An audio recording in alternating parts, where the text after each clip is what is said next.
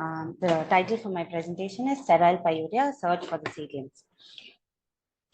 So the clinical history is Mr. D, a 57-year-old man from Vellore, had presented to our OPD with a 3-month history of lower abdominal pain, pain while passing urine, fever, loss of weight and appetite. His lower abdominal pain was insidious, pricking type of intermittent pain with no radiation, aggravated after food intake and while passing urine, relieved with vomiting and analgesics, mild to moderate severity. He also complained of pain while passing urine associated with increased frequency, nocturia, urgency, occasional post-stream with 3 episodes of gross hematuria. He complained of fever which was high-grade, intermittent, with chills, with a frequency of 4 to 5 days a week, with no diurnal variation and night sweats. He also complained of subjective loss of weight in the past few months. He had been lost to follow-up for the past 2 years. So as per documentation, there was a loss of 10 kg. He also complained of loss of appetite with progressive intolerance to solids. He was tolerating semi-solids and liquids, and there was doubtful history of melena. So the other relevant history we asked to rule out any history of systemic involvement, to rule out any contact with TB or features suggestive of TB, to rule out any sexually transmitted diseases, and also to rule out immunodeficient conditions or family history of GI or urogenital malignancies. So he's a hypertensive since 2009 on enalapril, history of ischemic heart disease, in 2009, which was medically managed, and patient is on furosemide, aspirin, atorvastatin, carvedilol, and ISDN. He has been lost to follow-up in LCCU for the past 2 years. There's no other significant history. He was a reformed chronic smoker. So his contextual history is that he belongs to the upper-lower socioeconomic status, and there's a family of 7 people living in a 2-roomed house with poor ventilation. Individual history: he has been unable to go to work for the past few months because of his illness. He is unsure of why this illness has developed, and he fears how it might affect his family, and he also fears it might spread to his family, so he has been secluding himself for the past few months, and he expects to be relieved of his symptoms and to return to his routine activities and his work. So the treatment history: when he first came to us in the OPD, we suspected UTI or calculi or chronic prostatitis, and we sent a urine dipstick, which showed numerous WBC and RBC with protein 2+. And his creatinine was elevated 1.55, and we had sent a urine culture and started him on augmentin empirically. And the urine culture showed no growth, and we sent a repeat urine analysis, and ultrasound was planned. An echo was also done, which showed features of dilated cardiomyopathy with reduced ejection fraction. The repeat urine analysis also showed features of elevated WBC and RBC with proteinuria. Counts were normal, and creat showed further worsening. It was 2 with a clearance of 29, and electrolytes were also deranged.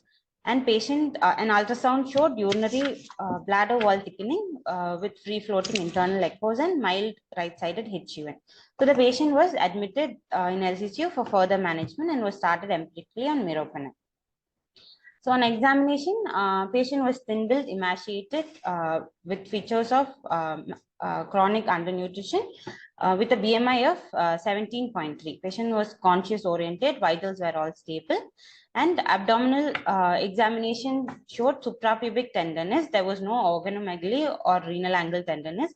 However, he had thickened spermatic cord, and on PR we found tender enlarged prostate with irregular surfaces. Rest of the systemic examination was normal.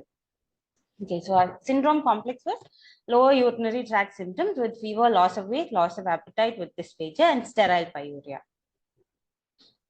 So these are the differentials we considered. We thought of urogenital TB or malignancy, any partially treated or unresolved UTI, calculi, any sexually transmitted diseases, chronic prostatitis or pyelonephritis, and interstitial nephritis secondary to analgesic nephropathy.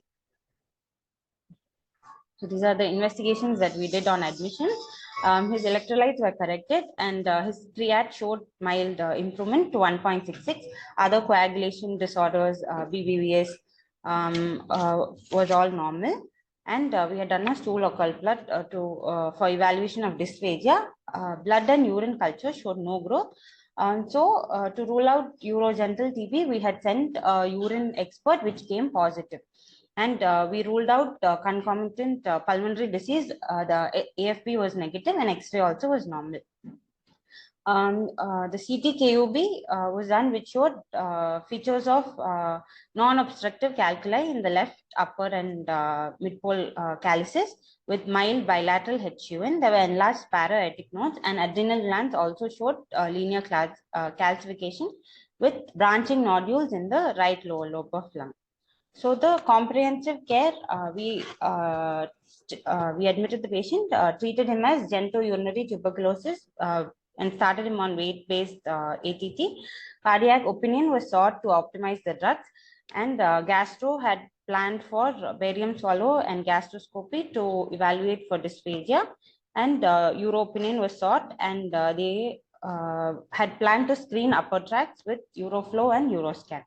And ID reviewed and renally adjusted the ATT doses. And on 11th day of admission, patient developed severe hyponatremia with altered sensorium secondary to query adrenal insufficiency, and was referred to medicine for further management. Okay. So the topic is sterile pyuria. Sterile pyuria refers to presence of more than 5 to 8 leukocytes in a high power field microscopy in the absence of any positive urine cultures. Around 9% presenting to the GP with features of lower urinary tract are found to have sterile pyuria. It continues to pose a diagnostic conundrum because there are no specific guidelines on its management. This is a general approach to sterile pyuria. It can be broadly classified into infectious and non-infectious. So in infectious etiology, we have to rule out any sexually transmitted diseases, any parasitic or any atypical infections. And if there are features of unintentional weight loss, we definitely have to rule out malignancy or tuberculosis. If there's any history of prior procedures or radiotherapy, sterile pyuria can be because of the catheter stents or post-op or post-radiation. And if there is hematuria, we have to rule out calculi, any malignancy, polycystic kidney disease, papillary necrosis, or interstitial nephritis. And systemic conditions like SLE, Kawasaki, pregnancy, postmenopausal changes can also cause sterile pyuria. And we also have to keep in mind about drugs which cause pyuria like NSAIDs, steroids, PPI, and other antibiotics. So coming to urogenital TB, this is the second most common form of TB in developing countries. Around 2 to 20% of individuals with pulmonary TB can develop urogenital TB. It's predominant in males in their 4th and 5th decades, but it can occur at all ages, and it may develop symptoms only at a lower late stage, which may lead to diagnostic delay. So presentation is, it may be incidentally detected. They can have storage symptoms, hematuria, proteinuria, and advanced features of renal disease. So AFB is a gold standard for diagnosis with 80 to 90% sensitivity. PCR also is done because of its rapid and avoids delay in treatment. And the treatment is 2 months of HRCD plus 4 months of HRE, and it can be increased to 9 to 12 months if there's extensive infection, there's concurrent cavitatory pulmonary TB, or delay in the cultures turning to negative. So just a word about the role of steroids. Steroids have also been used to prevent urethral stricture and bladder contraction, and a recent study showed that irrespective of which organ affected, steroids reduce 17% mortality. So the follow-up of this patient is at 8 weeks, we have to check for resolution of symptoms and repeat culture at 8 weeks and after completion if the initial culture was positive, and at each visit to look for complications such as bladder contraction or worsening renal function. So my learning points from this is how to approach to sterile pyuria, to early addition of steroids to prevent complications, and to have a high suspicion of urogenital TB or malignancy in patients presenting with recurrent lower urinary tract symptoms. Okay, Dr. Varghese. We have time for one question. What was the etiology of the cardiomyopathy? Was it TB myocardium? He's a known ischemic heart disease. lost to follow-up for 2 years. So we don't know his previous baseline. For TB, we haven't evaluated for TB cardiomyopathy. Just have a question about the steroids. What dose do you prefer generally or from meta-analysis? 1 mg per kg. The steroid, the steroids dose, for- what dose is the, I'm not sure. the recent meta-analysis, did they mention the They dose didn't at the- mention the dose about the steroid. They said that any affected organs, steroids prevent.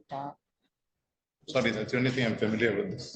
So thank you very much. So we move on to the next presenter, which is Dr. Monica from Medicine One, presenting strange.